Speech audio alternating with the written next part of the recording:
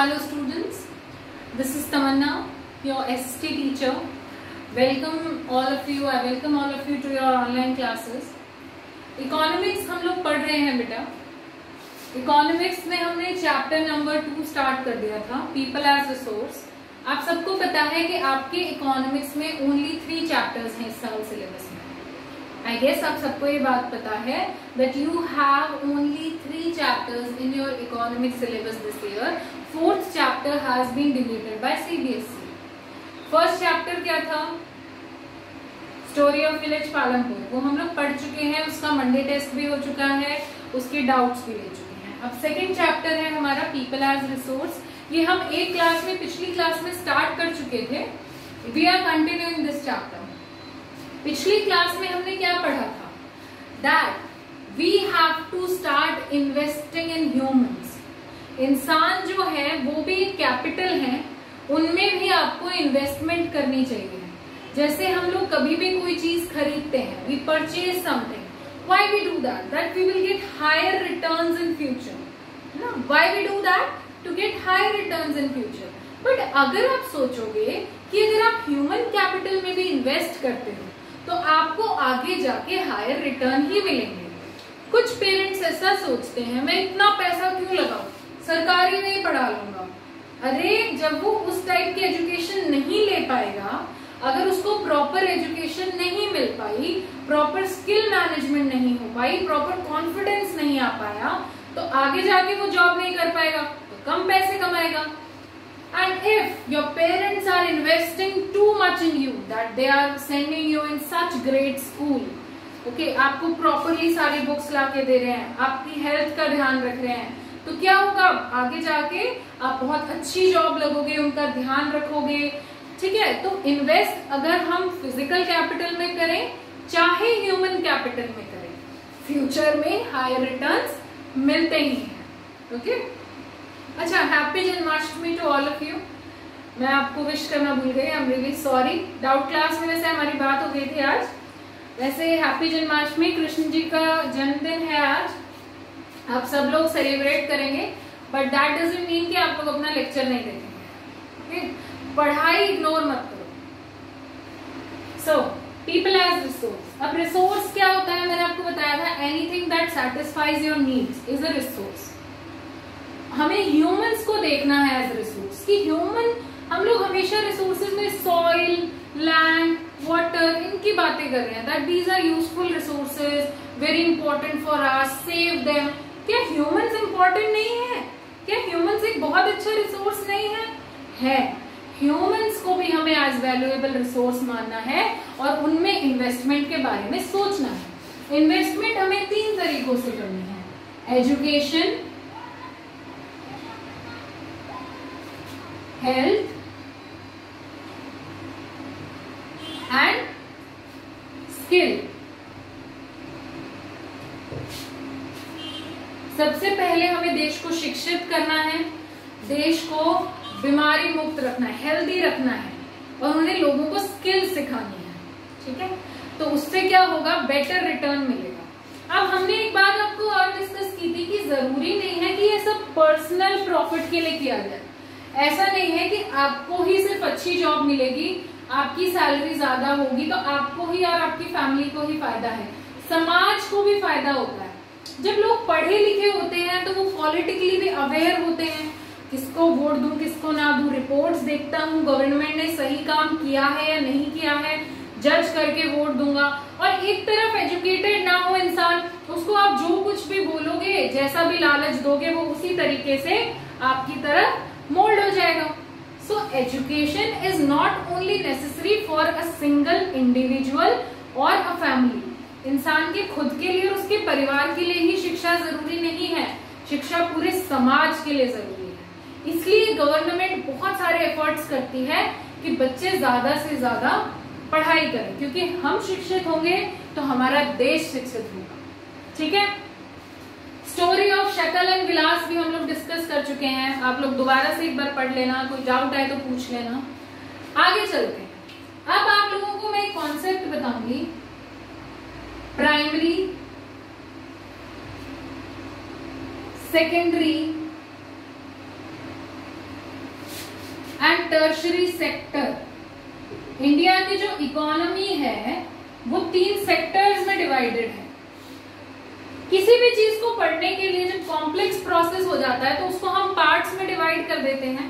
तो ऐसे हमने इंडिया की इकोनॉमी के सेक्टर्स में डिवाइड कर दिया कि जितनी भी एक्टिविटीज की जाती हैं, जितनी भी एक्ट्स हम करते हैं, उनको 3 हिस्सों में डिवाइड कर दिया, primary sector, secondary sector and tertiary sector. ध्यान से सुनना, आपको ये पढ़ना है आपकी 10th क्लास में भी। सेकेंड चैप्टर सेक्टर्स का ही है अभी, लेकिन इसका थोड़ा सा इंट्रोडक्शन है बुक में, तो आपको कॉन्सेप्ट पता होना चाहिए।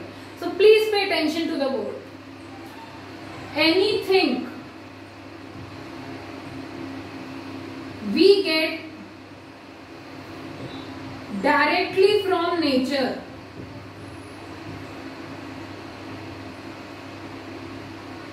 anything we get directly from nature, it is primary product। Primary sector यानी एग्रीकल्चर अगर आप देखो, ठीक है, नेचर से हमें, नेचर से ही सॉइल मिली, वाटर मिला, उनको यूज करके हमने वीट उगा लिया, तो वो कौन सा सेक्टर हुआ? ये प्राइमरी सेक्टर। आपको ये बात समझ में आई? Anything we get directly from the nature, it is known as primary sector. For example आप लगा लो एग्रीकल्चर, हमने वीट को ग्रो किया, एग्जाम्पल में देखा हमने growing wheat, so this is primary sector. अगर हम प्राइमरी सेक्टर से जो हमें प्रोडक्ट मिला उसकी फॉर्म को चेंज कर देते हैं by using machinery, industries, factories, वो होता है secondary sector। when we modify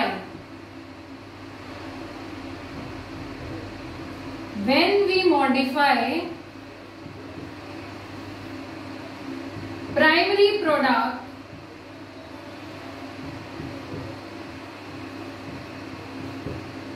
into another form, when we modify primary product into another form, वो क्या हो जाता है? Secondary sector. जैसे मान लो वीट था, अब इसको मशीन्स में, फैक्ट्रीज में ले गए और उन्होंने इसको पीस के इसका आटा बना दिया, फ्लोर बना दिया, तो अब वो कौन सी एक्टिविटी हुई? Secondary activity, making floor out of wheat.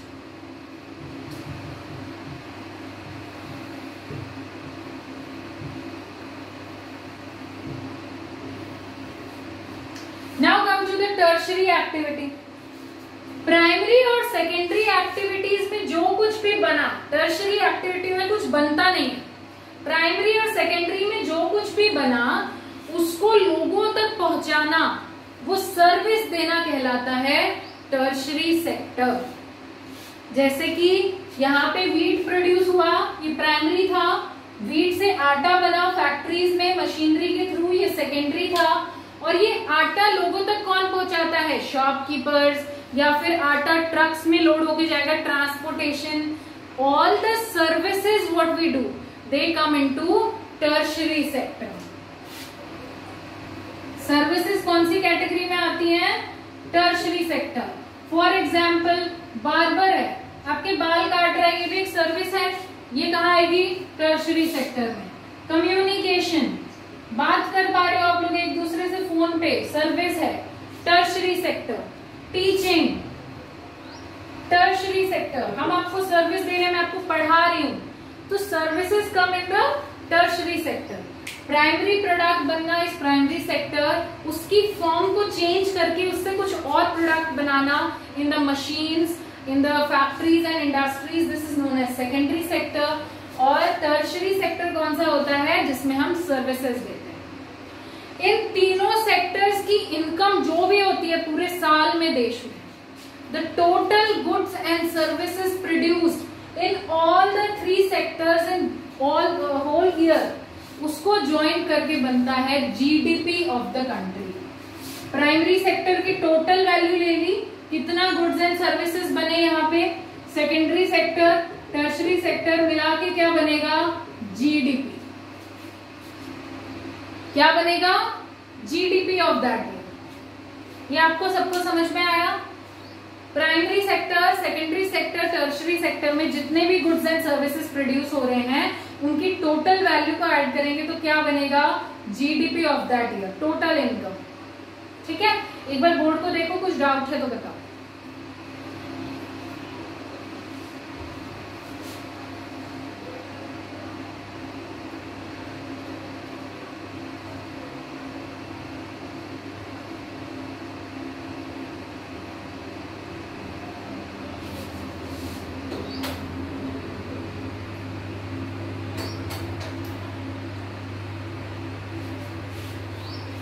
I guess you all have no doubts.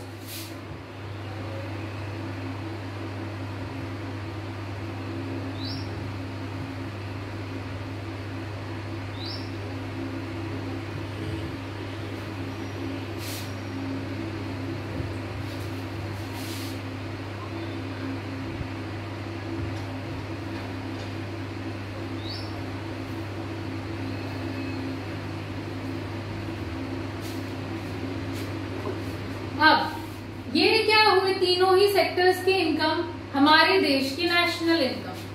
तो इससे आपको ये समझाना चाह रहे थे कि जब हम ह्यूमंस में इन्वेस्ट करेंगे bye education, health and skill, तो देश की इनकम में भी इंक्रीज होगा। एक तो देश में दिहाड़ी मजदूरी करके आप लोग कमाओ तो देश की इनकम कितनी होगी, 300-500 rupees per person in a day.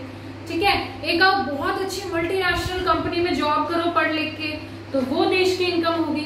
So by investing in education, health and skill of a person, only the individual income does not get increases, the national income also increases. ठीक है, अब देखो,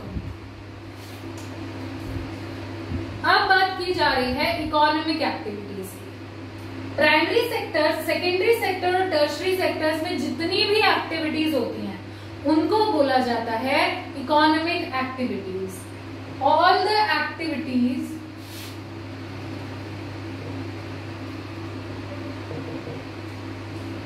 done in primary,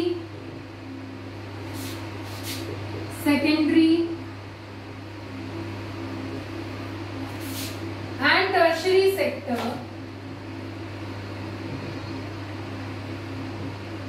are called economic activities.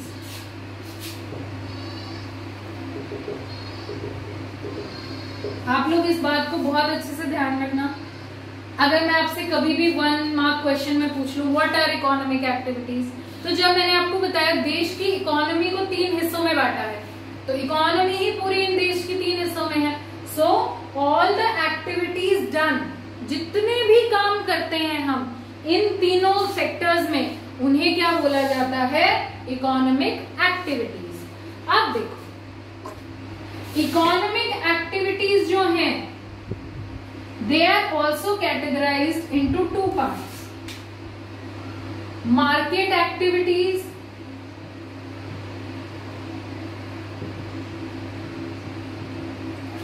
and non-market activities. Market activities and non-market activities. Market activities कौन सी होती हैं? The activities for which you pay something. ऐसा काम जिसके लिए आपको पैसे मिले करने के, वो होती हैं मार्केट एक्टिविटीज। ठीक है, दीज इन्वॉल्व पे, प्रॉफिट और रेम्यूनरेशन।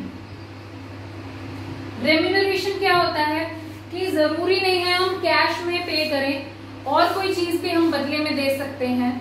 ठीक है, बट कुछ ना कुछ उसके बदले में देना, for the work you have done when you get something, that is known as market activities. I am doing the teaching job, मुझे सैलरी मिलेगी, मार्केट एक्टिविटी। आपके डैड काम करने जाते हैं, ऑफिस से उन्हें सैलरी मिलेगी, मार्केट एक्टिविटी। दूध बेच रहा है कोई, ठीक है, तो उसको दूध बेचने के बाद पूरे महीने के पैसे मिलेंगे, market activity. But the activities which do not involve sharing of money, the activities which do not involve sharing of money and are done for personal consumption, and are done for personal consumption. खुद के लिए हम कोई काम करते हैं. मैंने आज घर में मान लो खीर हलवा बनाया, खुद के लिए बनाया, अपने परिवार के लिए बनाया. क्या उसके लिए मुझे कोई पैसे देगा आगे? नहीं. सो that is non market activity. हमने प्लॉट खरीदा कहीं पे, अपनी फैमिली के लिए खरीदा, फॉर आवर ओन एफर्ट्स. हमने खुद के एसेट बढ़ाए, खुद की प्रॉपर्टी बढ़ाई, उसके लिए कोई मुझे पे करेगा आके? नहीं. ठीक है. So the activities which we do for our personal consumption, our personal use, and that does not involve any sharing of money, that is known as non market activities. जिस काम के लिए आपको पे ना किया जाए वो होता है नॉन मार्केट एक्टिविटीज, और जिन काम के लिए आपको पे किया जाए वो होती है मार्केट एक्टिविटीज. अब ये बताने का आपको मतलब ये था यहाँ पे हमें कंपेयर करना है activities of main and women. आपके घर में पापा जाते हैं काम पे तो उन्हें सैलरी मिलती है, मम्मी भी तो सारे दिन काम करती हैं, सुबह उठती हैं, आपका नाश्ता, घर में झाड़ू पोछा, बर्तन, कपड़े, एवरीथिंग शी डज. उनके लिए उन्हें कोई पैसे देता है? नहीं. She is considered in the term of non-market activity. When a woman does the household chores, household chores मतलब घर का काम करना. जब भी कोई औरत घर का काम करती है उसको मार्केट एक्टिविटी में नहीं मानते हैं, and she is not paid for it. तो उसमें उनको माना जाता है कि ये एजुकेटेड नहीं है, स्किल्ड नहीं है, तो इसको पे नहीं करना चाहिए. जैसे स्टोरी थी, हमने शकल और विलास की पढ़ी थी. शकल के डैड तो फार्मर थे, शकल की मॉम क्या करती थी? She used to do household work. वो घर पे उनके बच्चों की हेल्थ पे ध्यान रखती थी, खाना बनाती थी, कपड़े धोती थी, सारा घर का काम. बट क्या उनके लिए उनको सैलरी मिलती थी? No, she was not paid for it. But Vilas की मदर, वो अपने घर पे चाहे कुछ करे चाहे ना करे, वो मार्केट में जाके मच्छी बेच रही थी तो उन्हें उसके पैसे मिल रहे थे. She was involve in the money, तो मार्केट एक्टिविटीज में इन्वॉल्व थी वो. अब जब भी कोई विमेन एजुकेटेड नहीं होती है, स्किल्ड नहीं होती है, तो उनको मेन के बराबर नहीं समझते हैं लोग, उनके बराबर सैलरी नहीं देते हैं. अब दो तरीके के सेक्टर्स होते हैं, organise sector and non organise या अनऑर्गेनाइज सेक्टर. ऑर्गेनाइज सेक्टर वो सेक्टर होता है जहां पे आपको सिक्योरिटी ऑफ वर्क हो, आपको कभी भी कोई काम से नहीं निकाल देगा, आपकी टाइम्स फिक्स्ड हो. The working hours, you will come at 9 AM in the morning, you will go by 5 PM in the evening. आपको सैलरी टाइम पे मिले, हॉलीडेज मिले, कोई बेसिक सर्विसेज, अलाउंसेस, PF ये सब मिले. ये होता है ऑर्गेनाइज सेक्टर. अनऑर्गेनाइज सेक्टर क्या होता है? जहां पे सिक्योरिटी ऑफ वर्क ना हो, आपको हो सकता है कल ही कह दिया जाए जाओ अपने घर. टाइमिंग्स फिक्स ना हो, एक दुकान पे 7 बजे से अगर शाम को 9 बजे तक कस्टमर आ रहे हैं तो वो लगा के रखेंगे. खेत में लगे हुए हैं, भाई काम नहीं हुआ आज तो ये करना है तो कर रहे हैं. घर में टाइल्स लग रही है, मजदूर है, वो नॉन स्टॉप काम किए जा रहे हैं. Okay, so there are 2 types of sectors, unorganised and organised. Women जहां तक कहाँ काम करती हैं? अगर आप ज्यादातर देखोगे इंडिया की कंडीशन, तो औरतें ज्यादातर अनऑर्गेनाइज सेक्टर में काम कर रही हैं. बिकॉज पहले क्या होता था, पहले के जमाने में गर्ल्स के एजुकेशन पे इन्वेस्ट नहीं किया जाता था, उनकी हेल्थ पे इन्वेस्ट नहीं किया जाता था. आप लोग मानोगे नहीं, जो पुराने हिस्टोरिकल्स और कल्चरल रीजंस हैं उनके हिसाब से तो जो पहले की बूढ़ी दादियां वगैरह होती थी, उनके हिसाब से लड़के को दो खाने को, घर का वंश है ये, लड़की का क्या अपने घर चली जाएगी शादी करके. तो उनकी हेल्थ पे, उनकी एजुकेशन पे, उनकी स्किल्स पे कोई इन्वेस्ट नहीं करता था. But thank to God, thank to our society, our education, हमारी लड़कियां इतनी मेहनत कर रही हैं. Now people have started investing in education, health and skills of girls. तो जब आप लड़की को एजुकेटेड बनाते हो, स्किल्ड बनाते हो, हेल्थी बनाते हो तो उसकी सैलरी भी किसके बराबर हो जाती है, मेन के equal. Otherwise if you do not invest in the health, skill and education of a girl, उसकी सैलरी क्या रह जाती है, लो। ठीक है, अगर आपसे पूछा जाए एक स्टेटमेंट ट्रू या फॉल्स में, women in India mostly work in unorganised sector, true और फॉल्स? ट्रू। ज्यादातर महिलाएं, अब मच्छी बेच रही थी वो मजबूरी में, तो क्या वो ऑर्गेनाइज सेक्टर था? नहीं, अनऑर्गेनाइज था। Most of the women in India are working in unorganise sector, और वो उनके लिए सिर्फ सैलरी और उसी की बात नहीं है, फिजिकल सराउंडिंग, सोसाइटी में भी वो सेफ नहीं फील करती हैं। ठीक है, उनकी हरासमेंट की जाती है। So anyhow the environment for females is not very good. So हमने इससे क्या सीखा, रिसोर्सेज में इन्वेस्ट करना है, बट बेसिकली हमें विमेन में जरूर इन्वेस्ट करना है, so that the physical societal surroundings can be made good for them. Clear? Unorganise sector, organise sector समझ में आ गया?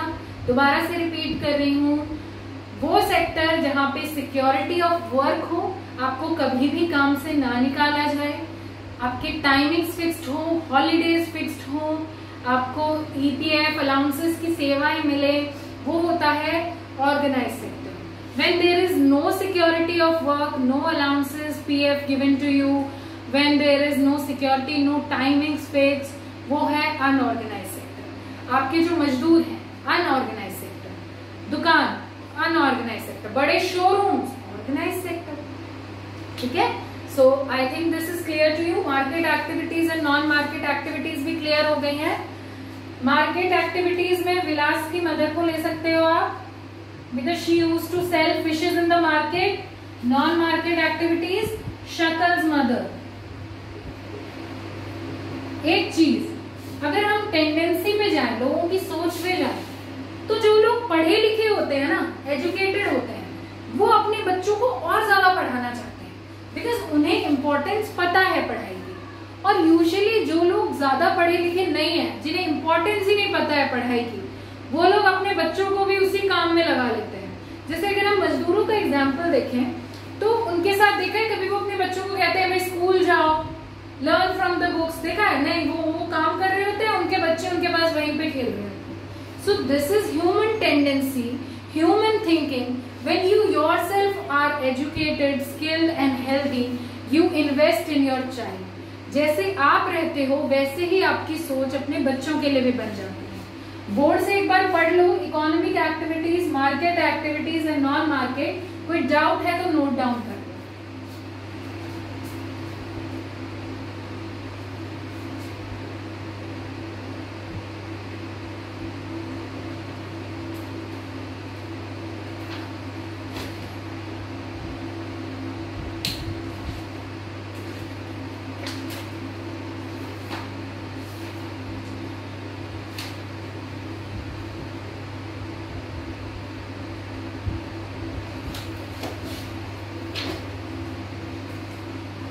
I hope this all is clear to you.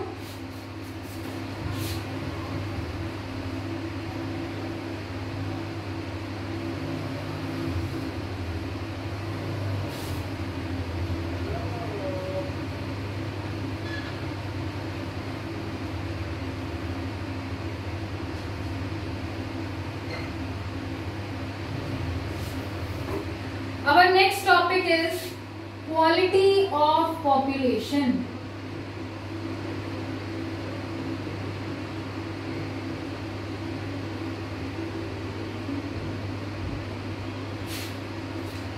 आप एक कपड़ा खरीदते हो, क्लोथ, तो भी आप उसकी क्वालिटी देख के खरीदते हो ना।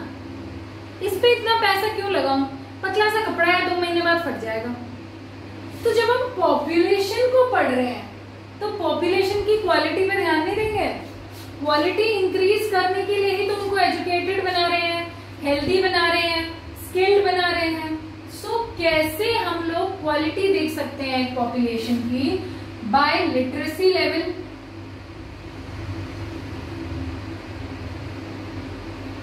Bye health status,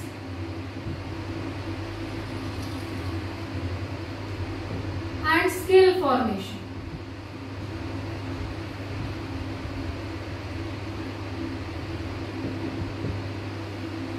literacy rate क्या होता है? आपके देश की कितनी जनता ऐसी है जो कि किसी भी एक भाषा को पढ़ या लिख सकती है। ऐसा नहीं है हिंदी इंग्लिश ही, अगर वो अपनी रीजनल लैंग्वेज को प्रॉपरली लिख सकते हैं, प्रॉपरली पढ़ सकते हैं, they are literate. The population of the country who can easily read और write any one language, they are termed as literate. तो आपके देश की जनता कितनी ज्यादा पढ़ी लिखी है, that is termed as literacy rate. तो एजुकेशन की बात हो गई। हेल्थ स्टेटस, आपके देश में कितने लोग बीमार पड़ जाते हैं, कितनी जल्दी, उनको कितने लेवल की बेसिक हेल्थ प्रोविजंस मिल पाते हैं, किस एज में मर जाते हैं, कितने लोग हार्ट अटैक से मर जाते हैं, कितने लोग डायबिटीज से मर जाते हैं। सो आप जब अपने कंट्री की पॉपुलेशन की हेल्थ को कंपेयर कर रहे हो, that is known as health status. Health की बात हो गई। स्किल फॉर्मेशन, आपके देश की जनता रट लिख के पढ़ के, हम बोलते हैं रट के पढ़ोगे, रट्टू होते कुछ काम नहीं आने वाला। अगर आप रट लो, येलो वायर को ग्रीन वायर से जोड़ूंगा तो ये होगा, लेकिन जब आप कोई मशीन ठीक करने जाओ, मान लो वो मशीन जिसने बनाई थी उसने येलो की जगह उसका कलर रेड लगा दिया था, तो अब कैसे पता चलेगा आपको? So that is why we have to develop our skills. हमें आर्टिस्ट बनना है, हमें उन चीजों को समझना है, उनके बेसिक कंसेप्ट, उनके फाउंडेशन को समझना है। सो हाउ वी कैन जज the quality of the population? Literacy rate, health status, skill formation. MCQ question में अगर आपको दे दूं, by which factors we can compare the quality of the population, ये तीनों ऑप्शन हो और नेक्स्ट ऑप्शन हो ऑल ऑफ द अबव, तो क्या आंसर होगा? All of the above. Literacy rate, health status, skill formation, तीनों ही चीजों से हम लोग क्वालिटी ऑफ पॉपुलेशन को देखते हैं। अब क्वालिटी ऑफ पॉपुलेशन बढ़ानी है, अच्छी क्वालिटी करनी है हमारे देश में, तो government takes various measures and steps. पहला देखो आप, setting up of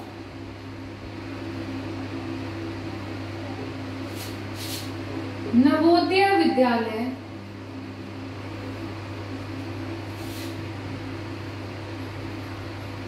setting up of Navodaya Vidyalaya at every district.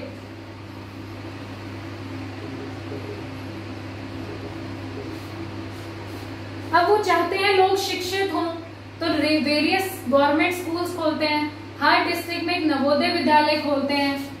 Second, special emphasis on education of girls।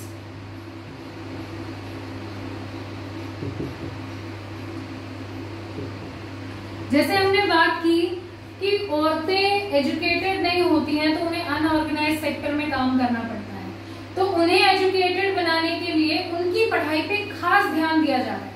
Special emphasis मतलब अलग से स्पेशल अटेंशन पे करना। अगर आपने देखा होगा एक स्कीम आई थी, बेटी बचाओ बेटी पढ़ाओ, तो उससे हम लोग अपना सेक्स रेशियो भी इंक्रीज कर रहे हैं कि लड़कियां लड़कों के मुकाबले नंबर में कम नहीं होनी चाहिए, उनकी एजुकेशन बहुत ज्यादा अच्छी होनी चाहिए। ठीक है। Third, vocational centres,